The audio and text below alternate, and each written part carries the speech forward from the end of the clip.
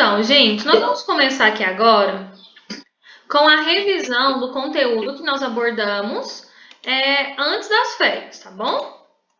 Então, vamos começar aqui. Deixa eu trabalhar a representação gráfica. Quando a gente fala de representação gráfica, a gente tem que lembrar de quê? Par ordenado. Mas o que é um par ordenado? É um valor para o x, um valor para o y, certo? Então, vamos lá. O que a gente vai relembrar aqui? A gente vai relembrar sobre equação do primeiro grau com duas incógnitas. Por quê?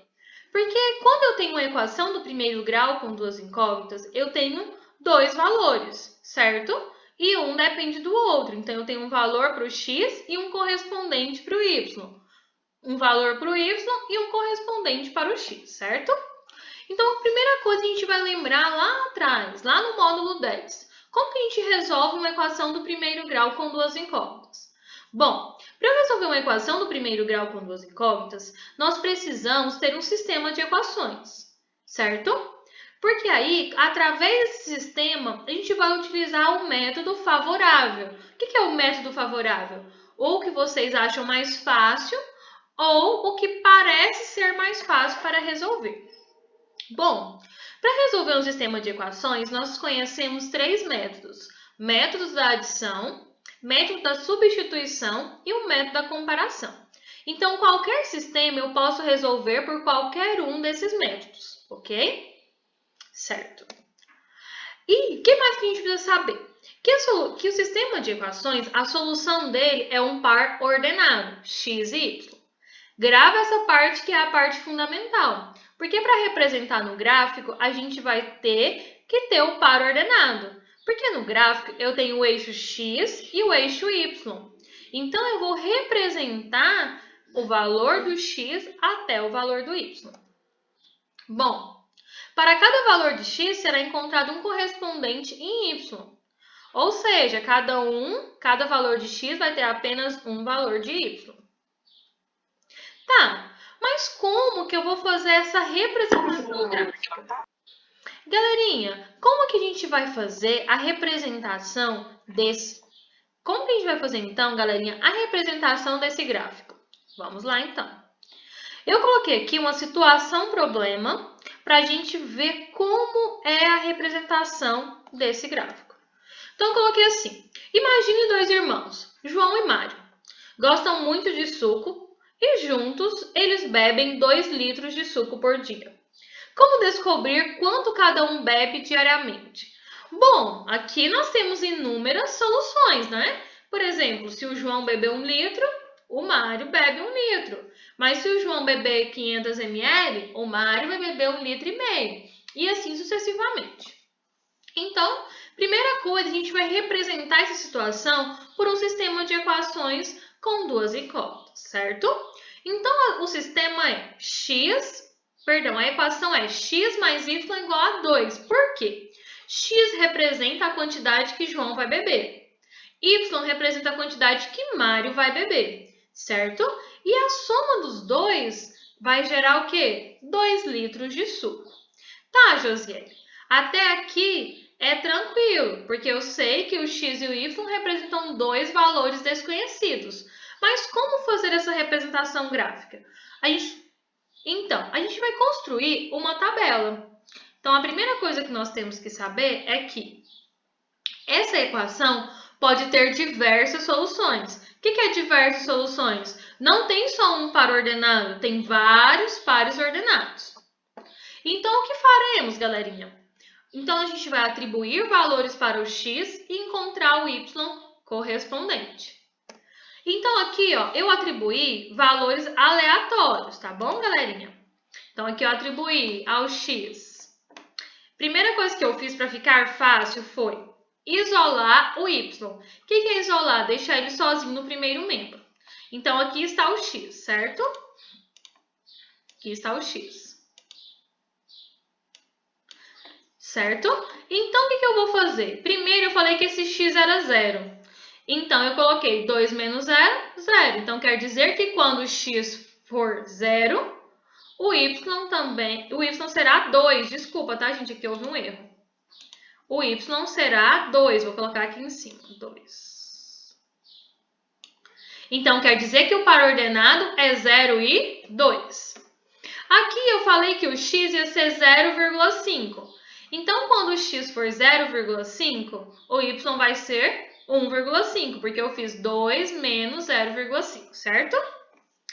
Aí depois eu falei que o x era 1. Então, eu fiz 2 menos 1. Quanto que é 2 menos 1? 1.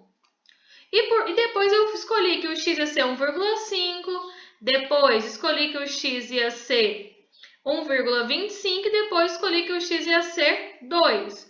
Lembrando que aqui, ó, é 5 também. Ó, aqui ficou errado. Aqui é 0,5. Certo? Então, a gente pode observar aqui que vão formar vários pares ordenados. E esse é o importante. Por quê? Porque aí eu vou construir uma tabela. Olha a tabela como ficou. Então, aqui, ó, eu tenho uma tabela que representa quando o x for 0, o y vai ser 2. Quando o x for 0,5, o y vai ser 1,5. Quando o x for 1, o y será 1. Quando o x for 1,25, o y será 0,75. Quando o x for 2, o y será 0. Então, galerinha, é muito importante que nós tenhamos essa organização para construir o gráfico. Porque se eu organizo a tabela, agora é só ligar os pares ordenados.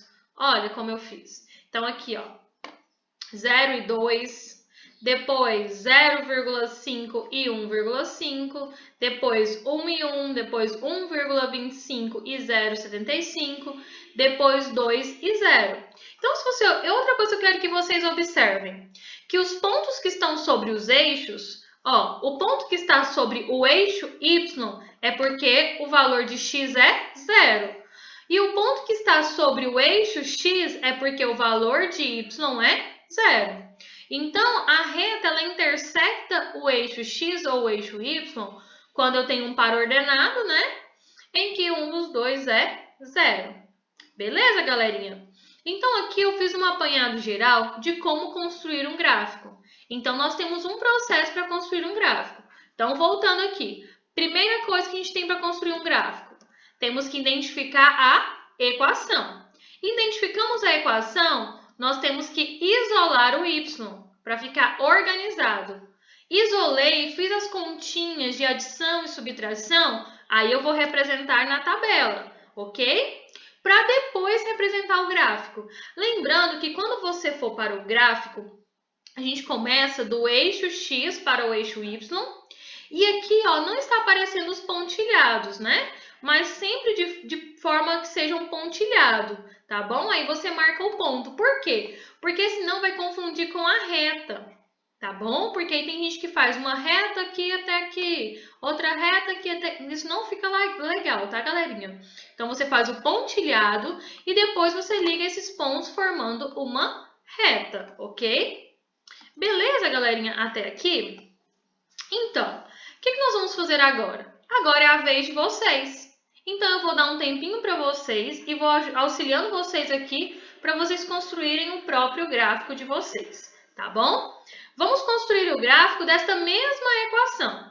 Só que vocês vão atribuir outros valores para o x. Não vão atribuir os mesmos valores que eu escolhi. Então, cada um de vocês vai escolher 4 valores aleatórios e vão começar aí no caderno de vocês. Então, galerinha, nós vamos falar agora sobre as classificações dos sistemas de equações. Então, de acordo com as soluções, cada sistema pode ser classificado. A primeira classificação que nós vamos ter de um sistema é de um sistema possível e determinado. Isso acontece quando o sistema tem uma única solução. Nós também temos a segunda classificação, que é o sistema possível e indeterminado. Isso acontece quando o sistema tem infinitas soluções. E o sistema impossível quando ele tem nenhuma solução. Então agora vamos falar um pouquinho mais sobre o sistema possível e determinado. Bom, como eu já havia dito, o sistema possível e determinado ele tem uma única solução. Mas há também outra forma de identificar esse sistema, que pode ser de acordo com o seu gráfico. Se o gráfico desse sistema tiver duas retas concorrentes, ou seja, retas que se cruzam em apenas um ponto, eu tenho um sistema que representa um sistema possível determinado. Então, toda vez que isso acontecer, eu vou ter um gráfico com retas que se cruzam. Bom, a segunda classificação, sobre o sistema possível e determinado, essas equações elas vão ter infinitas soluções. Então, quando eu desenhar o gráfico desse sistema, essas retas serão coincidentes. O que são retas coincidentes? São retas que têm todos os pontos em comum. Então, essas retas estarão uma sobre a outra, ou seja, todas as soluções da primeira equação também serão soluções da segunda equação. E o último caso aqui é de um sistema impossível. Bom, a própria palavra impossível já nos fala que o sistema impossível é que não tem como resolver, ele não tem solução. Então, quando isso acontecer, eu vou ter retas paralelas. Por quê? Porque eles não vão ter nenhum par ordenado em comum, ou seja, nenhuma solução em comum. Então, nós chamamos esse sistema de sistema impossível. E a representação gráfica são duas retas paralelas.